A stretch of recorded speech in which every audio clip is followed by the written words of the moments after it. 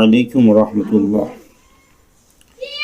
আমাদের দেহের ভিতরে অনেক সময় পুজ জন্ম নেয়। টাটানি ব্যথায় কাতর হয়ে যায় এবং কিছুতেই স্বস্তি পায় না পুজের জন্য, এবং পুজ অথবা পিক পড়তে থাকে। এই পুজকে নিরসন করার জন্য ডাক্তার সুসলার ওনার 12টা ধাতব লবণ দ্বারা বায়োকেমিক সাজানো, আর সেই বায়োকেমিক এর পুজ নিবারণ করার জন্য, পুজ যাতে জন্ম না নেয় এর জন্য 4টি ওষুধ: ক্যালকেরিয়া সালফ, ক্যালিসালফ, নেট্টাম সালফ ও সাইলেশিয়া। আসসালামু আলাইকুম ওয়া রাহমাতুল্লাহ।